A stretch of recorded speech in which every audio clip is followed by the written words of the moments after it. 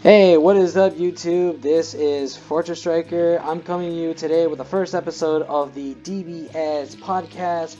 So, what we're doing in these podcasts, we're just going to talk about what's recently going on in the DBS card game community, what's going on with a certain of the sets of cards, or whatever we're reluctantly talking about with certain players, and what's going on with the whole community.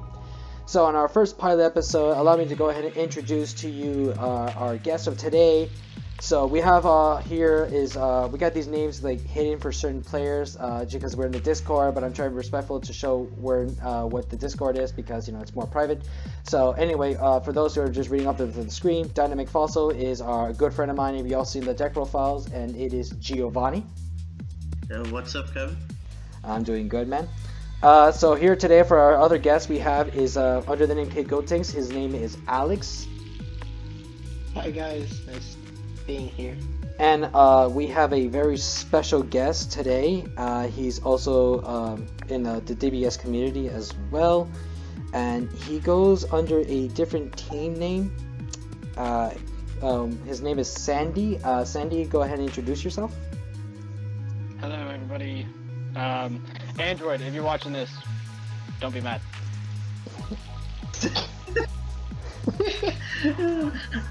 Hi Android. Hello, Android. So, Sandy, which team are you in for the DBS game? So I'm part of Android's team, Stage 0, but that's sort of like up in the air at the moment, as I'm sure we'll talk about. Okay, so anyway, so today's conversation we're going to be talking about is the recent blue set reveal, because originally we did a podcast, but we had a little issue with the recording, so we're going to do a little updates with that. Also the green set reveal with my boy, the Frieza Army Leader, which I'm very hyped for. The recent buyouts that's been going on community from a week ago from the release and today. And we're also going to do a lot more talking about some other things. So let's go ahead and get started and talk about the set blue, the blue set from set 10. So what are your thoughts with that, folks? I'll let Sandy go first. I know he's very vocal about this. I don't know if I'm gonna be vocal, but like, I don't know, this set feels really weird. Like, I've been getting tired of Dropbox 5, and I've been seeing some of these cards in the set reveals. I'm just like, it sort of upset me to a point. Like, that 5-mana Trunks counterplay that can counterplay anything for free is, like, your Unison card has 2 or more markers is incredibly strong. So if you're going first, you get Zeno down turn 2. He has 4 markers on him turn 2, so that card is then live for the duration of the game. Over for as long as Zeno has markers on it. Like, if your opponent isn't able to apply pressure early on against it, then that uptick of 2 will help keep that God Sealing Technique live for longer, and that is a very good card because you can pretty much counterplay anything that doesn't have deflect for 0 mana, which is huge. Activate battle speed board wipes. Like, the power of those board wipes are pretty insane. I'm sure Red will have things printed to deal with some of these, like the Union Fusion Zamasu or Union Patara or whatever. That card's nuts. Like, the only thing that can really stop it is that Trunks counterplay and Frost Deadly at the moment. But even then, since it's Activate Battle, you can just activate it on the first swing of your opponent's next turn. And then that Tragedy Overload, that's a ridiculously insane card. Like, what is that? Like, so I understand that some of these, like, I don't know how meta everything's going to be. There's nothing in the set that's been absolutely crazy stand out to me besides a few of these blue cards and maybe one of the green cards. But the fact that some of these cards they think are okay to print says to me the game is going to change a lot, like how the game changed from set 8 to set 9 with Surge, and then I reckon it'll change again. So we have like a very short format, or like a very short rotation cycle. Activate battle speed. I don't take damage for this battle with Vegito is insane. Silver bullets to your opponent playing like cards in your turn with something like Blue Impulse is kind of nuts. Like, it just seems, and then like they really want to push monocolor as well by the looks of things. So it just looks like they're trying to force change. Yeah, they're really pushing unison. Like, they really, it's like they're like the multicolor block ended, and it's kind of like, well, how do we push monocolors? Well, let's restrict things. Like, they had to do it too, because like Surge, like, I don't think the Bandai sitting there and they're like, I don't think they don't really want a Surge leader playing all these unison cards and playing like busted shit. Like, I really don't think they want that. And if you look like the new green negate that doesn't negate says mono green leader, like they're really taking precautions on the cards themselves, and they're really choosing which ones get the restriction of, oh, if you have a monocolor, and then which are the ones they want it to be generic, from what I'm seeing. I don't know if they're just trying to like balance, but to me it just seems like they're trying to rotate out the previous format via printing cards that don't work with the previous set, which is slightly annoying. It looks like it looks like Unison is gonna come in and like really change the way we think and the way we play this game. It really is, as the fact that Unison is basically the new way of showing how the game works and all. It has a little bit of formality of what Magic the Gathering does with the whole little marker stuff. Although it is pretty cool that we do get an extra field. To me, it was like, it looks like, if you, for people who like maybe have a better understanding, if you think of it like the game what Yu-Gi-Oh has currently with the links, and it's like you have your own little link zone, and instead they don't have like the little defense stuff, or for this one they actually don't have a special trait, they don't have a character trait, they don't tell an era, they actually have like their own way of being played in the game, especially with the new set from here, and that has like from, you know, of the Frieza army, where they have the restriction, which we'll get to it. And they just basically, like, they let you play like in any other game, in any other deck. So like if they tell you like a certain restriction, like, oh, you can't play this certain card, you can play it immediately, and it could just like be, you know, a huge game change for whichever. Yeah, I mean, it'll be interesting because like they look like they're extra cards that don't have names. So like Kaba, Announcer, decks that are restricted can play these Unison cards and help them out, possibly. As well. God, I didn't even think about that. That's actually a very good point. When you mention Announcer, that's a very good restriction. It also very, you know, it's also very good is like for the Broly BR starter deck. A lot of people have noticed today have been purchasing it. That now recently that the price for that set has now reached $73 for that one starter box. And I know it's a lot of like bias. Wait, just like the one deck. Yeah, just for the one deck of the, and Yeah, it's just ridiculous. And I know that card, that set has always been expensive since set 6 was very expensive, but the way that set 10 has been going out with these buyouts and everything, I don't know if set 6 is even going to keep that championship for being the most expensive and yet most buyout set of all time, because of the way that Bandai did. Just by the singles, people. exactly. I was looking at this, like what Sandy was saying, like the singles. The singles for the exclusives from the set, if you got 4 of everything, it's less than $80. If you get no foils, it's less than $80. So people gotta think. That's the weird part. That's pretty ridiculous. I don't know. It's just buyout prices. Yeah. Yeah. Although Speaking of, Although the thing about that is, it depends like where you buy the singles. If they come from like the same store, then yeah, it'd be easy. But then like you have to also think there's also other stores, because whenever I want to buy cards and I want to get at least 4 copies, you probably don't even have enough of those copies. And despite that being the cheapest, and then you have to spend more money from the other stores, and then you have to wait for the delivery to come and make sure that they're mailed in and stuff, and they're here on time and they're not damaged. So that's like, it's so ridiculous. yeah, that's I mean, true. most sellers have a good reputation of not sending damaged cards. Let's be honest about that. Like, I don't think I've ever ordered from like TCG Play or Troll and Toad or anywhere, and like the cards have come damaged. I have a couple times, but they're not as damaged, so I usually never get bothered by that. But it may be like people who get their orders like a secret rare and they get that damage, they'll be more really pissed because it's a secret rare. But it's like a different story. Like, you spent all that money on the certain card you wanted to get, and then they already got damaged, and it's ridiculous. Oh yeah, for a secret rare, yo, I'm gonna be heated, but I mean, like most of the time I just order like commons and rares, Or like, also like yeah, foil cards that you want to get, or like the cards you need mainly for the deck, like that it's so required and you spend a lot of money on it, and it's just like it's not fair that you ordered it and you want it in good condition, and then it got all damaged because of the mailing, and then you're pissed, and then you gotta leave a comment to the company about that, and you gotta let them know I want my refund, or I'm not very satisfied with what just happened. My cards are already damaged and I ordered them in good condition.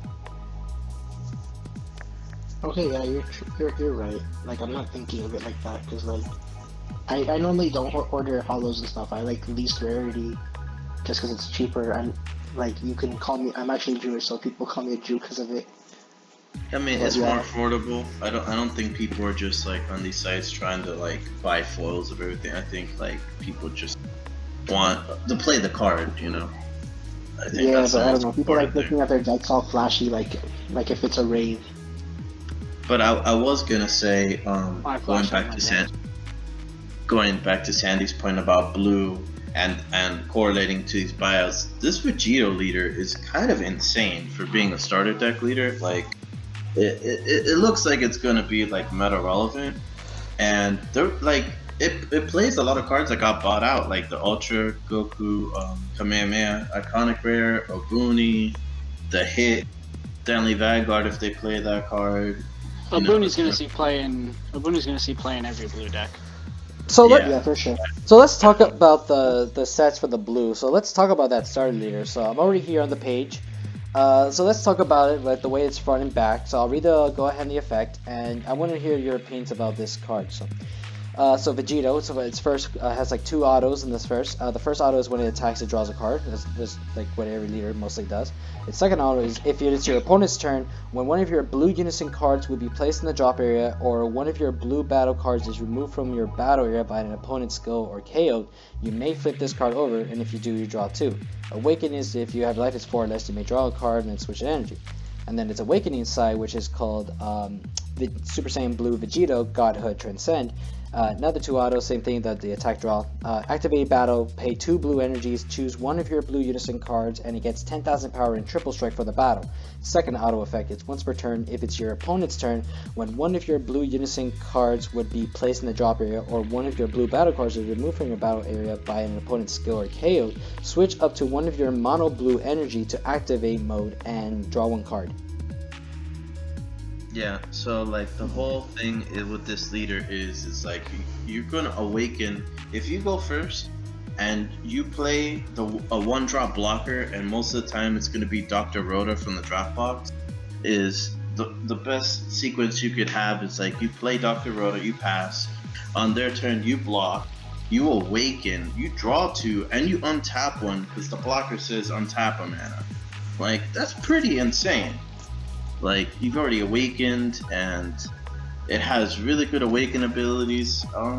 Yeah, it's almost like they're like pushing blue into like what it was, like this dominant color. But it's And definitely stronger than green by the looks of things.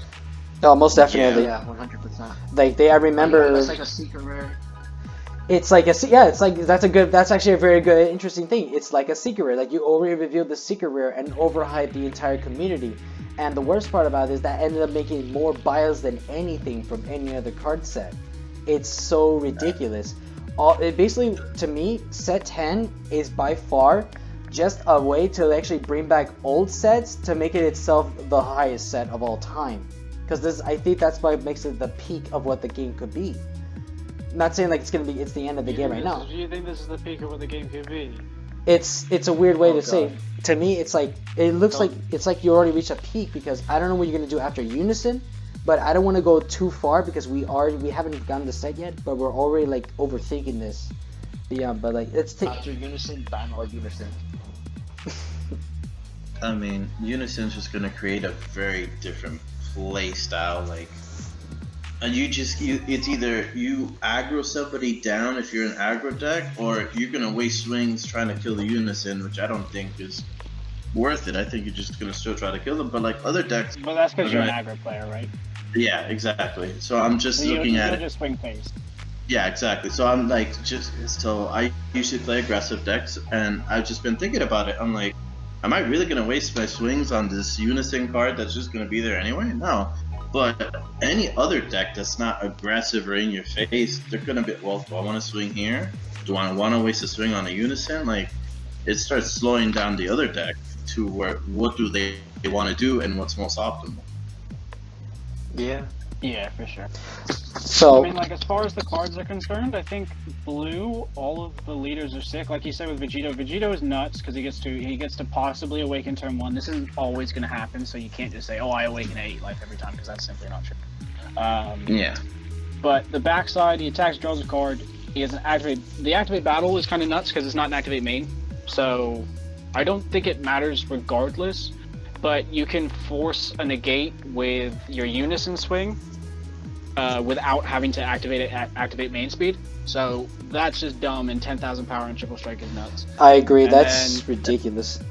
Yeah. And then if your unison gets removed, you get to get an energy back and draw a card. Which is insane. And like looking So- at the Vegito and like the plus That's 10 pretty triple good. strike, we don't even know if they're gonna release like more units. Like, well, we know they're probably gonna release more unisons. Let's be honest. Well, Well, I mean, this leader makes the Go Tanks unison the finisher, and it makes it a dual attack, triple striking unison at you, but and And it's also like I it's mean, you need 6 mana for that, right? So that's not wow, this is the most insane thing you could be doing. Because well, no, but like to possibly go for a game with something you can't interact with, that's appealing. I mean, well, like, we don't know yet. We haven't seen the full set. Black might there might be Well, some black cards. well, that's yeah, different. that black that cards. deals with it. Yeah, that's true. The black cards might take a huge effect with the whole game turnover, since black cards like don't even mostly want to require energies. They just mostly require like most of them like overwhelms or like self awakenings and everything.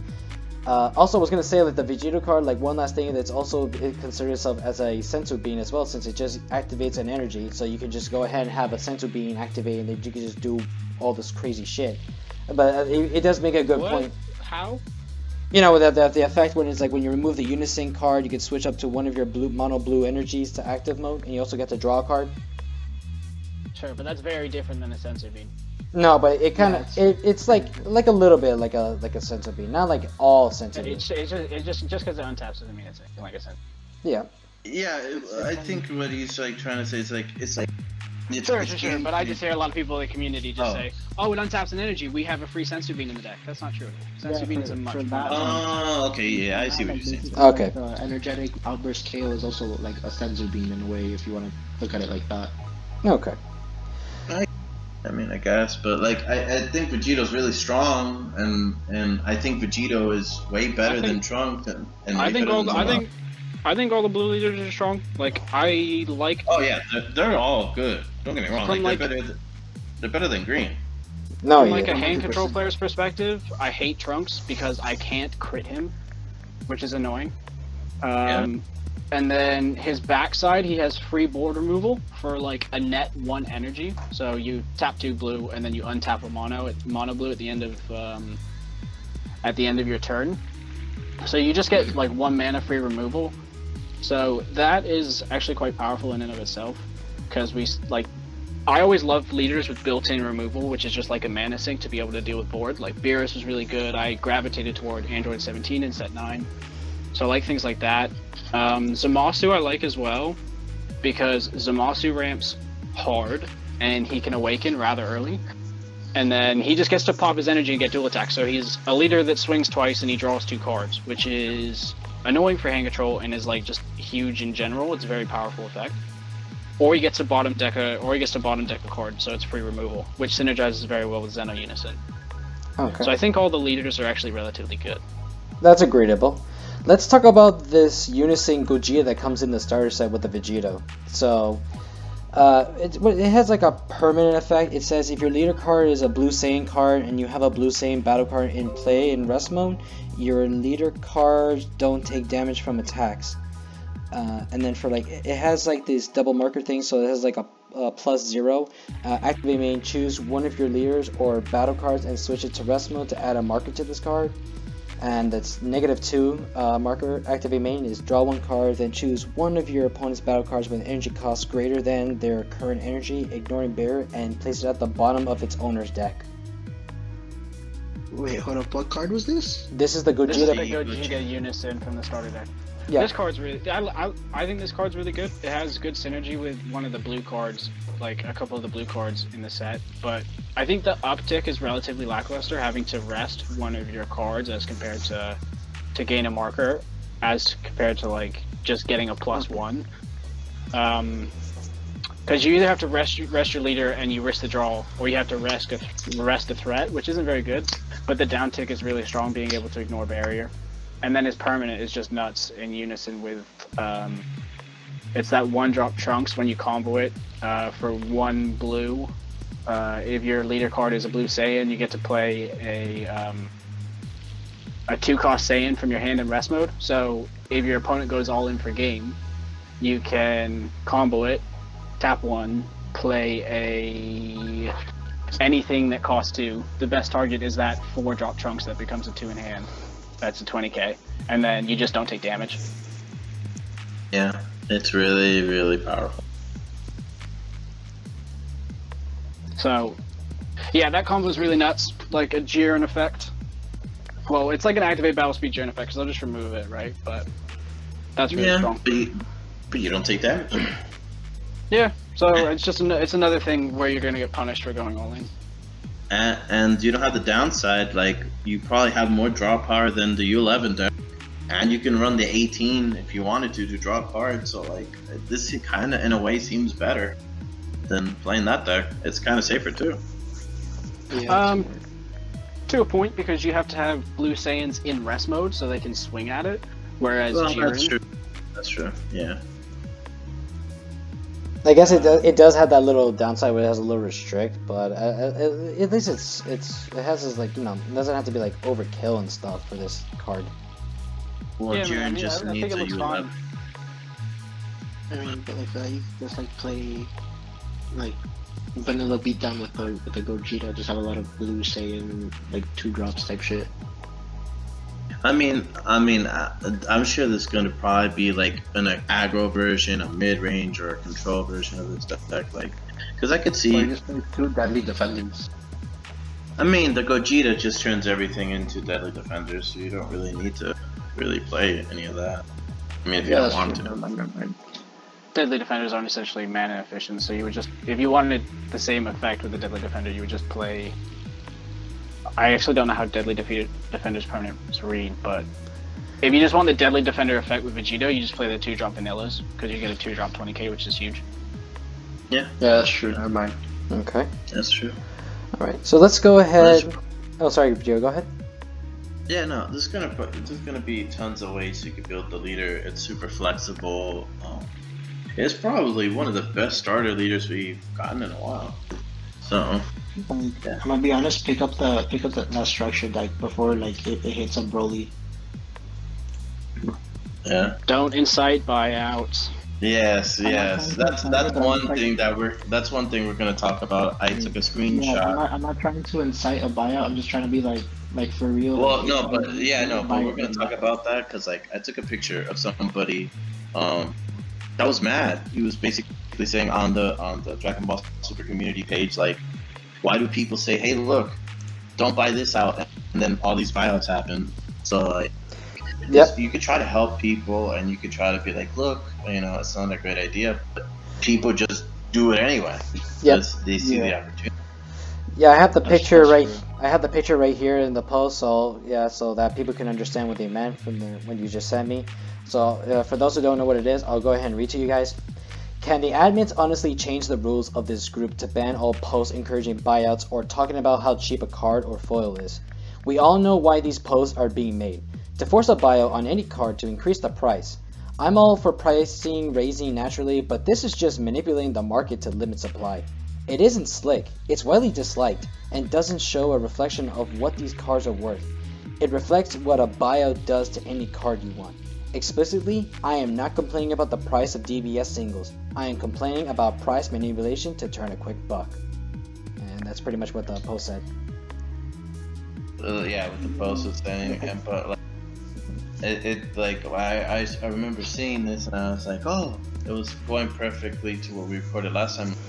Every time I've seen on the Facebook group Like, oh, don't buy this out. It immediately gets bought out and it doubles in price. And that just could push away people from playing our game. I It's mean, like- it just depends, right? Like, I Yeah. don't think like it'll push away people that understand its buyout prices. It just depends how long they stay like that, because I don't expect some of these things to sell it. Like, some of these things will never sell at the price they're at. Especially 100%. now. But Uh. I don't know, like, if most people are doing it purposefully to, like, incite buyouts. Like, there are some things where it's like, hey, I like this card for this reason, and I think it's good, blah, blah, blah. And then next thing you know, buyouts happen. Like, I'm not going to say I incited a buyout, because I don't even know if it was in correlation with my post.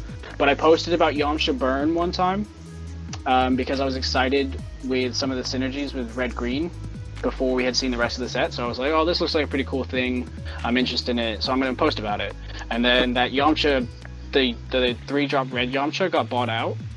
The SPR, yes. The SPR? Yeah, the SPR. So, like, It I mean, literally just went happens. from. It's,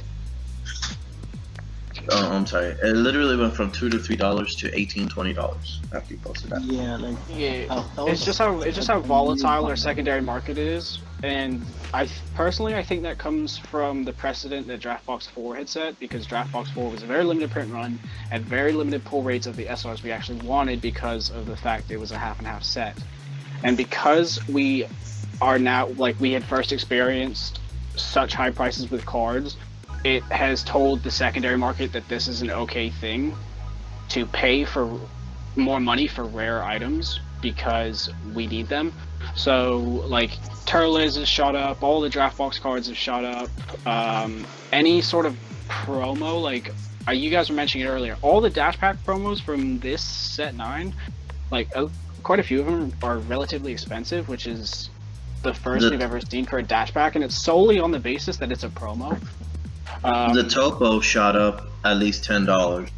Yeah, I mean, that's kind of like nuts. $11 right now, which is fine. Well, $12 actually.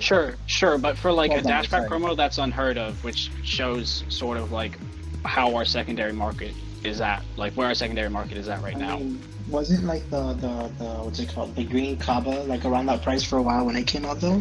Oh, you mean the one that was Yeah. from like set 2? Sure. So like set 1, set 2, Those were different times, though. But that was a different and time, like, I and guess Scrambling Assault, sure, that was a different time, but we haven't sort of had this in a while, and it's not just like the promos now, it's like It's everything. decks are reaching like modern levels of like pricing, because they're printing more SRs in a set, they're giving you less of them, they're including random awkward rares like the campaign rares that you pull very little of.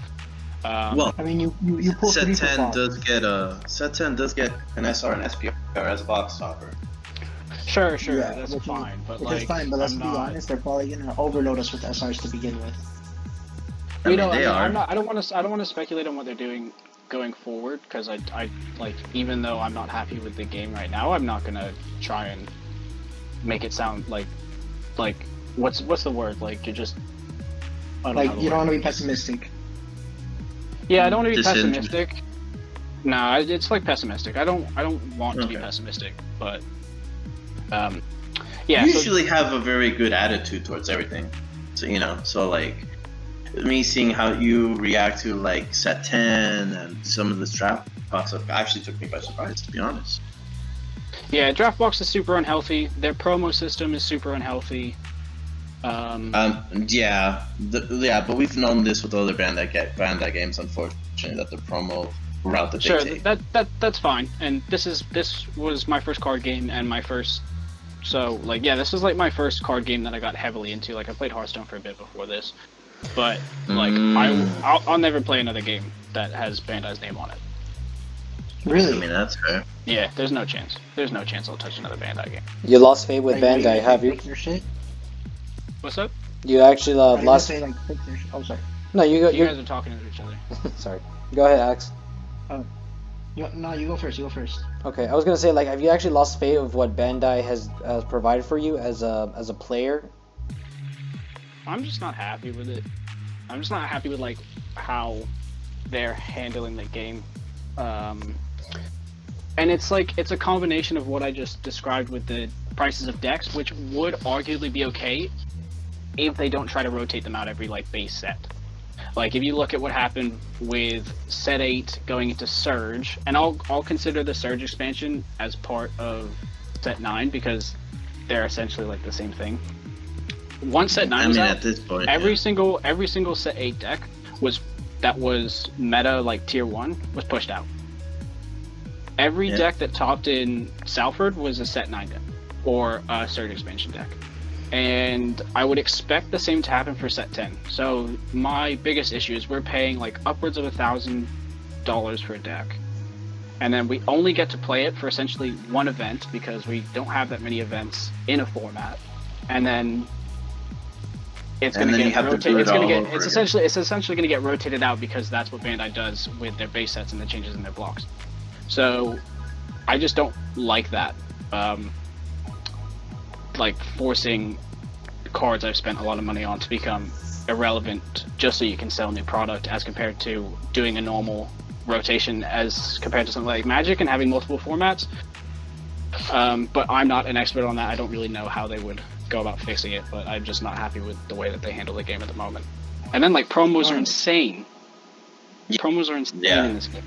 And they need to fix that. I mean, Turtleless, for example, was $10, $12, and then that was before COVID. But right now, it shot up all the way to like $35, $38 for a non-foil turtle. And it was in the 40s for a foil. And then but it's like a double-edged sword, right? Because you have event promos, which like the champ pack cards, those are super money, right? So you go to an event, they're all shooting up right now. Yeah, you go to an event and you're gonna plus, which is huge. The prize support definitely feels like it's a lot better. When I topped at Salford, it felt like really good. I got a lot of stuff, and like even the entry support still felt good. It felt worth it, but at the same time, it's causing a rise in price of decks. It's like more casual players won't be able to afford cards that they might want to play.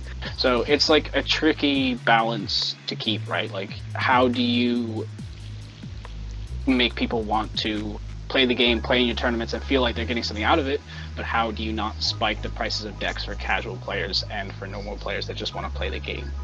Exactly, because the casual base is important, because if you just cater to competitive people and you throw out the main consumer of your game that are going to be casual players or people that just want to play pickup games or play here and there, they're not going to want to be enticed to like, oh, well, I have to spend, let's say, for example, SSB Goku. What if they wanted like 2 or 3 of that card? That's like $150, possibly $160 on 3 cards, and they haven't even done a deck. It's just 3 cards. So I can't see people, and that's, I know I said a draft card from Draftbox 5, but just to give an example, like what, you know, a lot of people like the characters and they like the way that the cards look. So I could see somebody be like, oh wow, like I really like this card, but like I can't afford it. So I was like, oh well, what could I replace it with? And then they looked Draftbox 4, Vegeta Exploiting Weakness, another expensive card. So then they would try to go down and look for something that's kind of similar. There's nothing really that exists. So I could see somebody like that getting frustrated. It's like, well, damn, like, okay, I'll play another deck, or do I even want to play this game? I mean but my point is like it's gonna be like that in every single game. Like but the thing is, if you want to buy into Modern and Magic, you're gonna have to spend a fair amount of money if you want to buy like a relatively competitive deck. But it will remain playable for the most part for a very long time. Like, I want to play Infect in Modern Magic, and from what I've been told, as long as, like, pretty much none of the cards in that deck are essentially bannable, unless, like, they print a new card and it breaks the deck, they'll ban that card in Modern instead. So, whereas with Dragon Ball, you can spend all this money, and then within 1 set, 2 set, 3 sets, it's already unplayable. I was feeling from set 7 I played U6, going into set 8, I felt like my deck just wasn't as good anymore. Like, yeah. going into that set, I was just like, wow, like, you don't have the Just a- support necessary. well, yeah, but it was a $400 deck at one point, and even for some You said people, it was like, $400? What was the name of yes, this at one deck? point, yes. What was the name of Yeah, this what? deck? Yo, I don't remember even spending that. I bought the whole deck on pre-release, and I don't even think I spent more than like Yeah, but 100. if you bought it in pre-release, it was fine, but the cards spiked after the pre-release. It was the most expensive deck of set 7. I know. Okay, I- never mind. I bought it during pre-release where everything was like $5-10, where it was a cheap ass deck. What? Like, Yeah, but that's good on you. But like when people started realizing how good it was, and some people wanted to play it, it was already $300-400, and there was hate towards the deck. And so going into set 8, it wasn't a meta I really liked per se, but I like the thing was in set 8 you had Hachiak Baby, Android 21. Where are they now? What were the Good. best decks? What were the best decks outside of Hatchiak and Baby? Not yeah, Hatchiak and Baby. Brawly Button, but then Brawly got eroded and that deck died. Oh yeah. So- And I think So like without anything even getting touched, like the best deck in the format I think was Super Baby 2, like the starter deck one. I think that was like everyone decided that's the best deck in the format. That Yeah. was like dead in the water as soon as Surge expansion came out. yeah, Exactly. 100%. It was basically unplayable. I didn't see anyone still playing it. Like the price of the cards, like the promo, the what's it called, the Power Booster promo, I think it was. Yeah. Yeah. That thing went from $50 to like $3 within like a week, and I was like, what the fuck? It's like average like $15 at the moment, I think. At least in Europe it's like 15ish, I don't know. But Like, nobody it's wants to 15 see again their now. card devalued like that either. Nobody wants to be like, oh, this was a promo, it shot up, and now it's like, oh, let's say they paid 20 per copy, right? That's $80. Nobody wants to see their $80 turn into $10, $15. No, not even. Like it was like 400. It was like $200 for a set at one point, and people were still like buying it. Because it was the hot deck, and then going into like what Sandy's saying, once we went to Surge, and then set 9 as well, it just felt like the Surge leader, the Invoker leader, Gohan and Boo and Jiren were like the only deck that you could possibly see. And for like, what are we gonna see in set 10? Like, what's gonna remain viable out of what I just named? Well, I mean, I'm not gonna lie. U6 was doing like work for me last format. So I'm like, but that was like more like a sleeper pick. I'm gonna be honest. I'm glad you mentioned Yeah. like set 6. That one was like a lot of work for me, as I never played meta decks since I've never been much of a meta player. Mostly because most of the decks that are being played out never interest me, or I just don't want to deal with it. But when the Broly set was coming out after the movie was a big hit, I did wanted to make this deck. Obviously, I didn't afford the secret rare, because before everyone was like, no one cares about the secret rare, or they did care for the secret rare, and then they realized, oh, we do need the secret rare, but by the time you do need it, it went up in price for 300. But it was mostly because it was the original buyout, because Bandai did the one thing that was pretty stupid, and that was actually, instead of doing like when they were going to do a pre-release, instead of like just giving like a box of pre-release cards like they're doing right now, they just actually sell the boxes ahead of like a week before. Well, I mean, they were they doing still do that, but they actually included like what they were gonna sell when the set came out in that, and created a horrific time to get that set. Yeah, and that was and then the fact that I didn't even bother buying the box, I didn't even bother buying the structure box, I didn't do any of that. I just wanted to make the Broly deck, and I just decided to actually just pay for the cards little by little, and they were just coming out like regular $20 and whatnot, and I had to like save my money for every time I started working, and then just try to purchase the certain cards I needed to get, so I know which to play. The one thing I would say that the most I did expect was really having a hard time, because I agree with Sandy said earlier about the promos, because since the beginning of the game, the promos are usually like a little like an extra. Like think of it for like a person, for example, it's like, oh, this deck is great. Like it's like you're playing a video game, it's really good, but you want to make this game interesting. They added like a little DLC, and then they haven't put a little extra cost so that people can go ahead and play that. But it's a little ridiculous for like what the cost is. And for this one in this game, so that The Paragus, the Sacrifice, was a really great promo that was actually a main key point for the deck.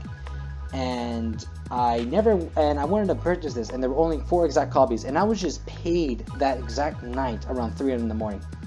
And it was $20 each, and when I purchased it, all 4 copies, I was actually ecstatic, and then I told everyone in the group chat about it, and then a couple of minutes later, I received a message from Noel telling me the card just went up for like about $120 for a card, and I was like, Jesus, I bought that shit out, and it already went up like $120 for a card each or whatever, and it was ridiculous. I mean, I ended up making...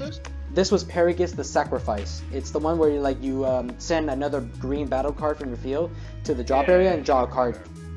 It was worth it, I'm not gonna lie, because I got to make the deck. Like I said, exclude the secret because I didn't have it, but I was proud of it because I wanted to make this deck, and I got to play this deck, and I had a good time with this deck so much.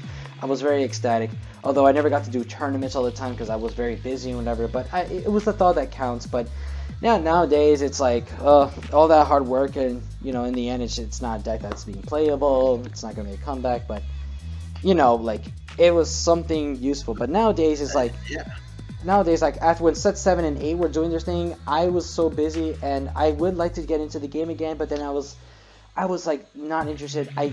Not just not interested, I was seriously, and like I couldn't think of anything, because the next deck I was gonna make was the King Vegeta or Raditz, because I was a little hyped that finally Raditz is gonna be playable.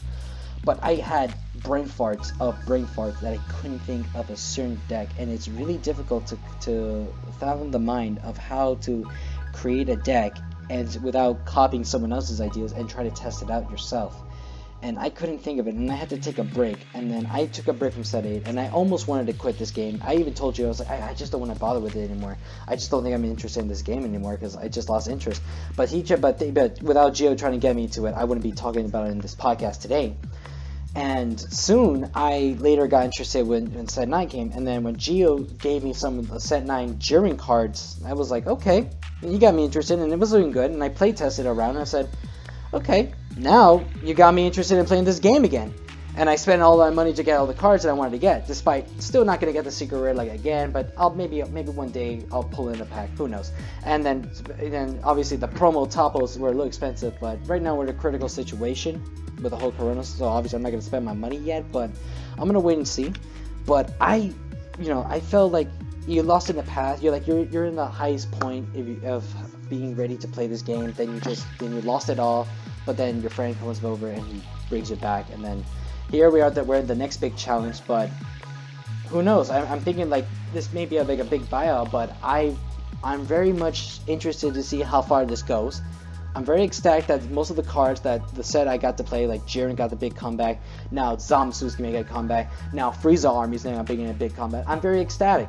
I'm very proud of that. Although I'm not going to be able to afford most of these decks because I don't have that much money, I'm not rich, but I'm very excited to know that this is the next big thing.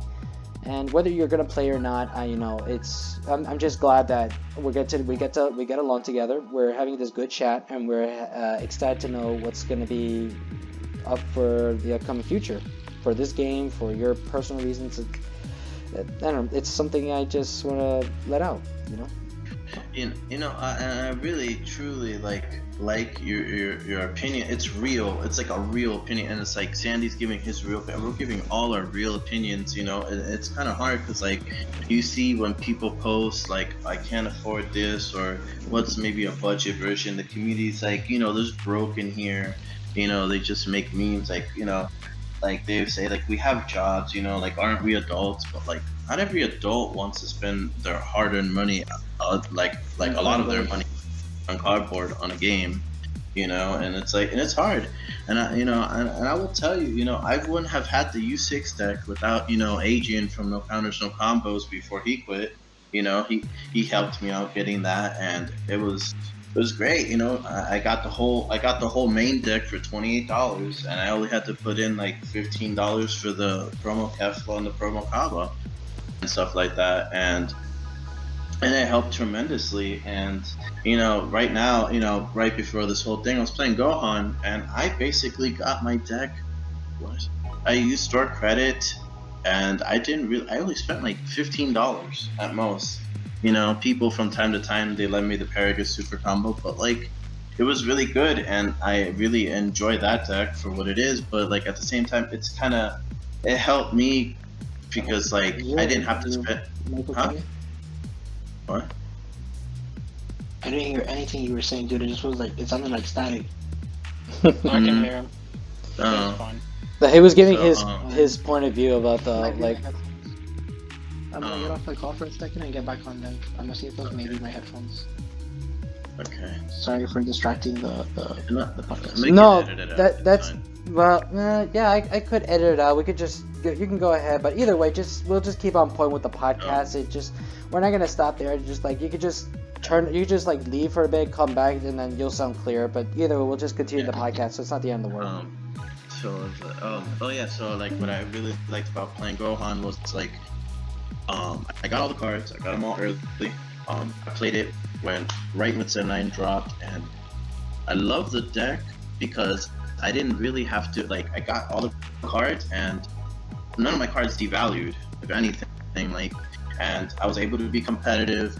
It was, I mean, it did its thing, but like if I would have gone into the set and I would have bought a deck, I probably would have bought the Boo deck with the Boo chain, and it would have cost me more money, and that's already gone devalued so much down. Sandy over here, in another Discord, he made the Bibbidi U3 deck, and it's like that deck shot up so much that it's worth more than the Boo deck with the Boo chain, which is ridiculous. That deck's gonna get touched though. I would not. No, it is. Anyone buying Bibbidi U3 stuff, I would not recommend it. Like, Yeah, and if then you don't we're have gonna it, get then that's into.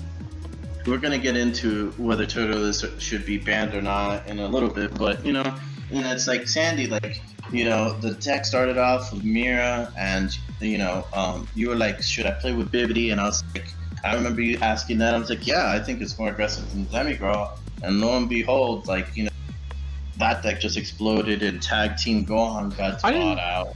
I didn't ask about Bibbidi. I said I'm gonna play Bibbidi because I have hand control issues in Mira.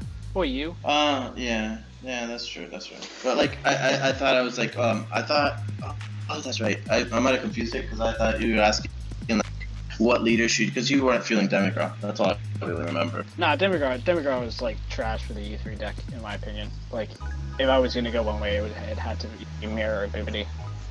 Yeah. It's the Soul Striker U3. I mean, that's What? I mean, what, like playing with like the Policeman and Catalepsia chain? That's okay. It's off PBG Online. Sure. I mean, like, I think I hate the Catapesla chain just because of how good it is.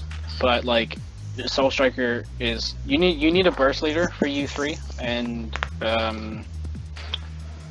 I think the black leaders are the best way because most of the rest are I think having to incorporate other cards to make you burst.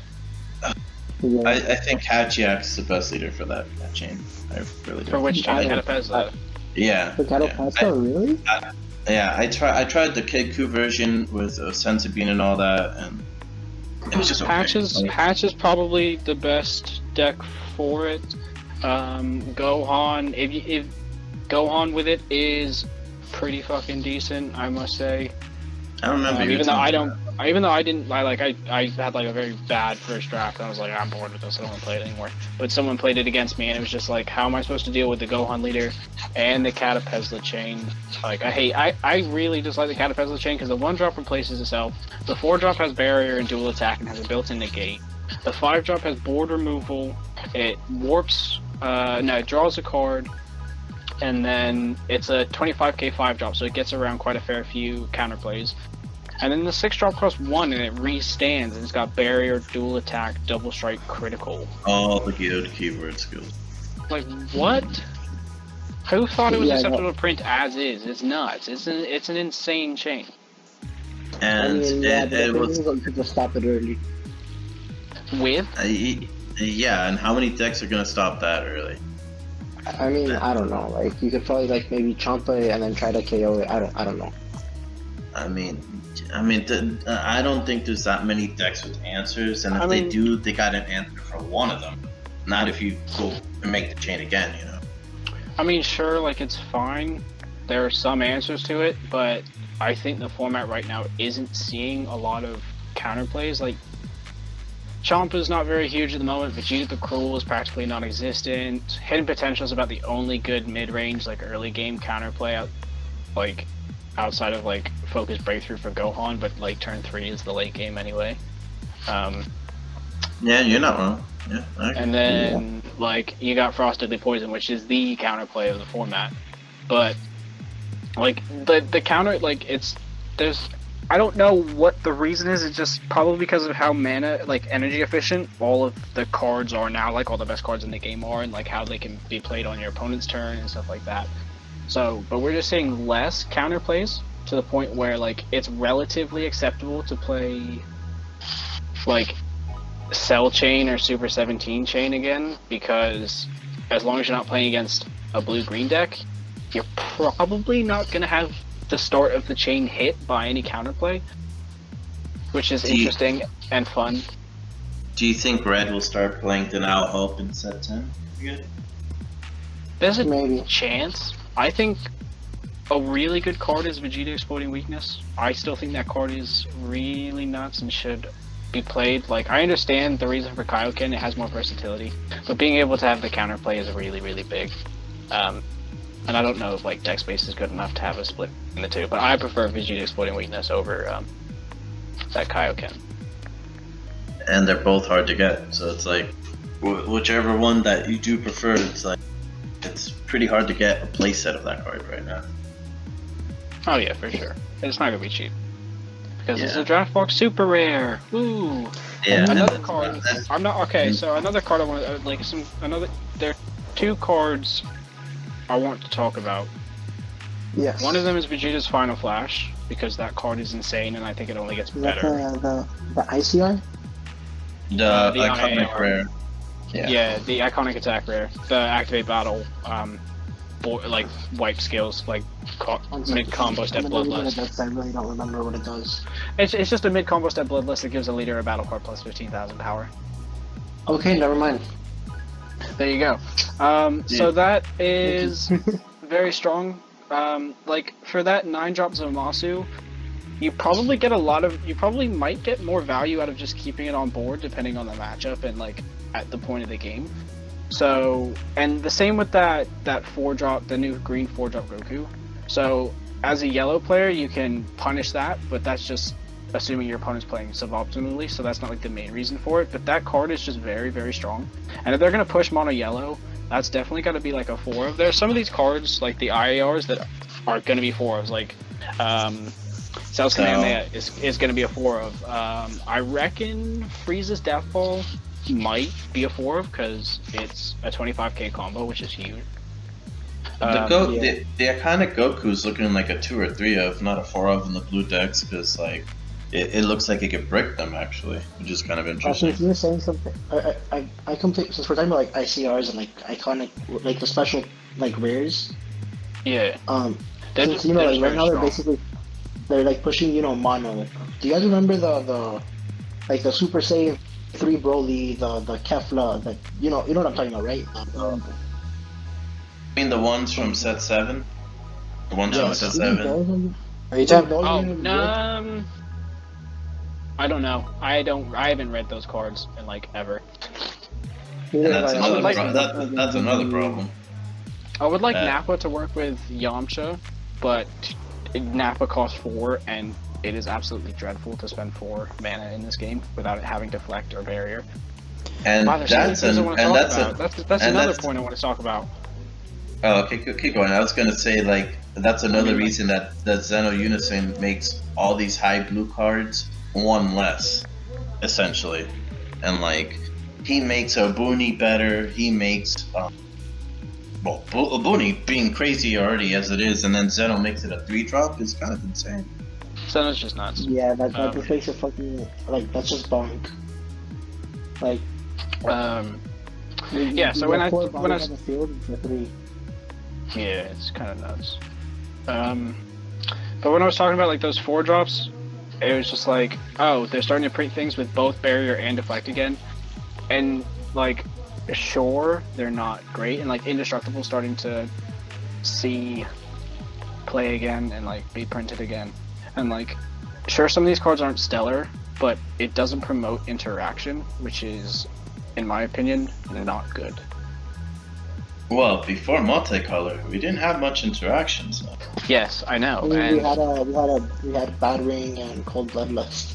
Those are not cards I mean, Bloodlust maybe is an interactable card, but Battering is not interactable. Battering is I'm battering you Sure. and Champ Mirror, and I win the game. That's not interaction. I Sure, don't know, man. but- Do you not remember the Battering chains of the old day? Am I the only I guy mean- who's gonna say I kind of miss it? I mean, kind of miss it. sure, too. but like these Battering aren't or Battering. these aren't steps forward, in my opinion. Like set 7, set 8 were steps forward with interaction and like having to use thought and being able to play in your opponent's turn and things like that. Set 9 was a bit pushed. I wouldn't like. I'm not gonna. I loved set 9, but I'm not gonna. I understand a lot of people didn't really like it. I mean, I would agree. Like, I love set 7 and I love set 9. Set 8 was, it was okay. Like, I didn't like it, but I thought it was okay for the game. Honestly, But like Surge was like Surge is worse than anything. Like that mechanic was like, wow, how it's kind of just turned out. Sure, but like with this set, it feels like they're just taking steps backwards as compared to taking steps forward.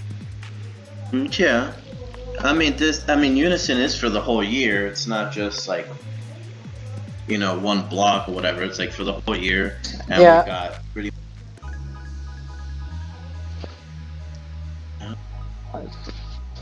So it's gonna be interesting, and also in the video when I went back and I saw it, they were saying how in each of these sets that for this year block that they're doing, there'll be cards in the sets that help power up and boost the starter decks they've given us, these 3 starter decks for the whole duration, which I thought that was interesting. Also, I mean, that's kind of what always happens. but okay, but Vegeto's already really good. Like Frieza is not on its playing field, and you're telling me that you're gonna power it up more from the base level that it's kind of. We don't know Like- enough yet to speculate on that. all right. Well, yeah. Like, Hey, sorry about that, guys. I'm gonna have to hold the video for just one moment. It's pretty much a lot of recording I had to do. I had to cut the feedback in half. We literally had to do this video for like about 2 damn hours. And so I actually want to go ahead and stop right here. So we'll go ahead and continue on with this conversation in part 2. And there will be a part 2 link in the description below if you guys want to go ahead and check it out and see the update of what's going on. And without that further, guys, I hope to see you in the next video, and I'll catch you on later.